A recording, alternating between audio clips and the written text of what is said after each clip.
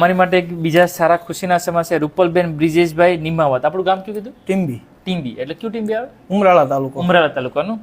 લગ્નના કેટલા વર્ષ થયા બ્રિજેશભાઈ? 9 વર્ષ થયા. અત્યાર સુધી કેટલા ડોક્ટર બતાવ્યું? અત્યાર સુધીમાં સાહેબ ઘણા બધા ડોક્ટરને બતાવ્યું. પારોગન એમ કહેતા ને એટલે. હા. કેટલી જગ્યાએ કઈ કઈ જગ્યાએ? ભાવનગર બતાવ્યું, અમારે ત્યાં ટીમ્બી હોસ્પિટલે, વાંકાનેર. ઓકે. બીજા ડોક્ટર કહેતા તમને? આઈવીએફ કરાવવાનું. કેમ આઈવીએફ કરો? ટ્યુબ બ્લોકેજ હતી એના કારણે. તમારે એક ટ્યુબ ખુલ્લી હતી ને એક બ્લોક હતી, બરાબર? એટલે એક ટ્યુબ ઓપન હતી અને એક બ્લોક હતી. એની સિવાય બીજું કહેતા ડોક્ટર? આઈવીએફ કરો અથવા દવા ચાલુ રાખો. દવાથી કઈ ફેર પડતો નતો. તમને બતાવવાનું કોણ કીધું? અહીંયા વિડીયો જોઈને ઇન્સ્ટાગ્રામ. હા. તમારે કેટલા વિઝિટ છે? ચોથી વિઝિટ છે.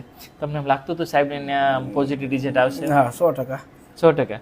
તમને કેવું લાગતું હતું? તમે જો આ ઘરેથી યુપીટી પોઝિટિવ લઈને આવ્યા છે, બરાબર?